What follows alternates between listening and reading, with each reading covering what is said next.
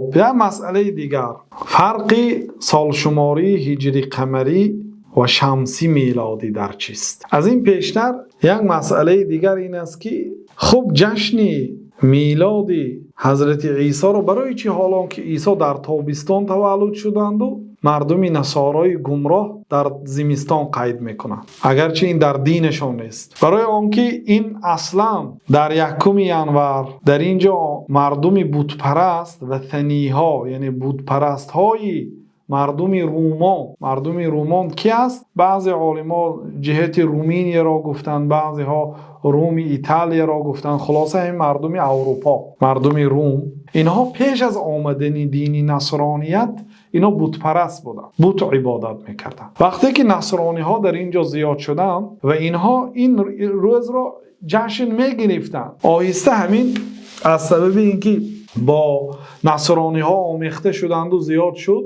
یعنی که گویا که جشن میلاد حضرت عیسی گفته یک جشن مبدل دادن، به یک جشن تبدیل دادن. این جشن بود، این جشن بت پرستا بود، فقط نامش جشن میلاد شد و الا این جشن میلاد هم نیست. خب فرق سال شماری این اصلا آفتاب پرستا جشن مشرک های آفتاب پرست بود. بنابراین سال شماری شمسی یعنی آفتابی میلادی و سال شماری هجری قمری چی فرقیت های دارد؟ و یک چند فرق ها اهمیت دهید. التاریخ الیومی یبدأ من غروب الشمس. تاریخ هجری قمری و دقت و نازکی تاریخ هجری قمری رو بینید که تاریخ روزبهش یعنی روزش کی نو میشه؟ بعد غروب آفتاب که غروب کرد، شام که شد، روز نو میشه و در تاریخ هجری قمری اول شب می آید سپس روز. در رمضان هم بینید اول شب رمضان می بیاید،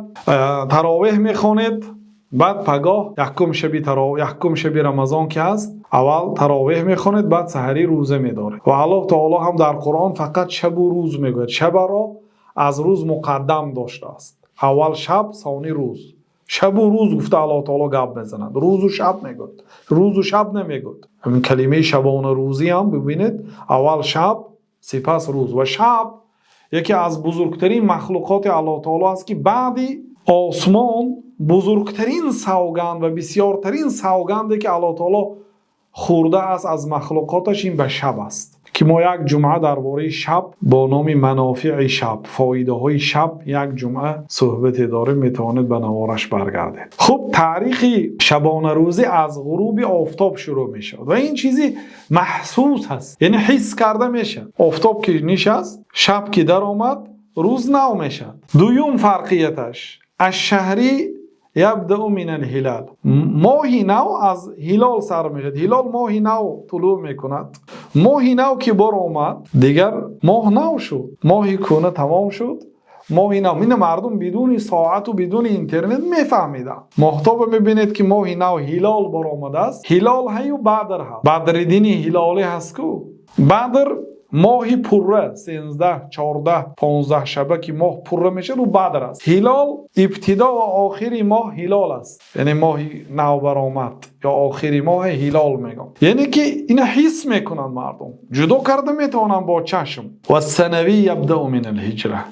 سنویش باشد چی؟ کی نو میشه؟ از هجرت جناب رسول الله صلی الله علیه و سلم. و اینم دلیل از قرآن دارد. دلیلش از قرآن چی است؟ در سوره توبه الله تعالی میگوید که لا تقم فیه ابدا لمسجد اسس علی التقوى من اول یوم احق ان تقوم فیه رجال یحبون ان یتطهروا والله یحب المطهرین. ببینید الله تعالی پیامبر صلی الله علیه و سلم را از عبادت کردن در مسجد زرار منع کرد. لا تقم فیه ابدا. منافقای مسجد ساختن، اون مسجد شریعت مسجد زرار گفت، مسجدی که با مقصد ضرر آوردن ساخته شد، نه با مقصد عبادت. بعضی میبینید که مسجد جامع را زیاد میکنند یا در نزدیکی بعضی مسجدها ساخته میشود. انسان فکر میکنه که اینها خدمت به اسلام کرده ایستادن. نه، مقصود آنها مردم را پراکنده کردن از این مسجد کلانه که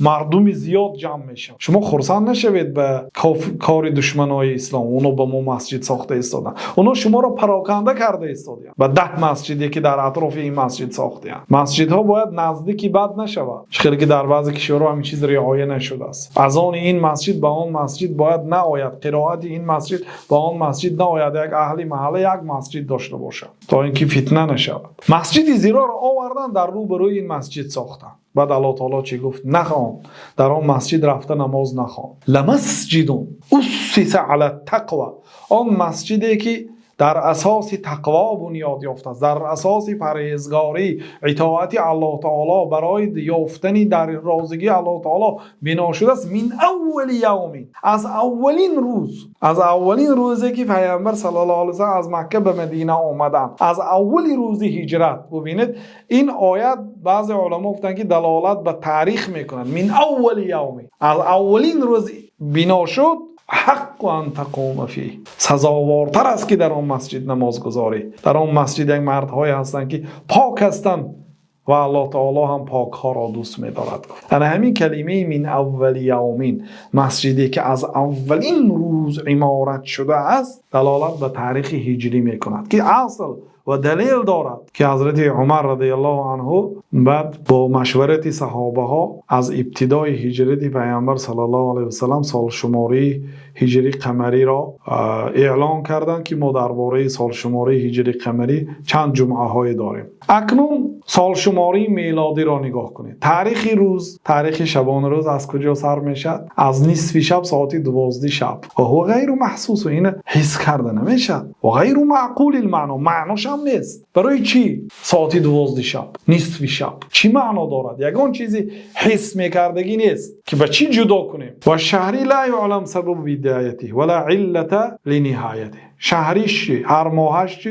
ینور، فوریه. سرشویش سبب ندارد، آخرش علت ندارد. بنابراین روزهاش زیاد و کم شده است. فوریه 28 روز ماندیان، معناش هم یک پوستی سگ است فوریه. و بعضی ماه‌های 31 روزی کردن برای راضی کردن قیصری از قیصرها. ایول یکی از پادشاه‌ها بود، امپراتورها، به نام ایول ماند، به نام خودش ماند و 31 روز کرد. اوگوست یکی از امپراتورها آمد و هم ماه اوگوست نام خودش ماند و اوگوست هم 31 روز کرد. یعنی یگان دلیل نیست برای 31 روز بودن ماه یا 29 روز میشه یا 30 روز میشه. اینا بعضی ماهای 29 روز کردن، 28 روز کردن، بعضیش 30 روز، بعضیش 31 روز. یگان سبب و یگان علت در زیاد و کمی آنها ندارن. و سنویش چی؟ سرشویش از ینور است. اینم مبدأه علی ظن، ابتداش از به گمان ساخته شده است.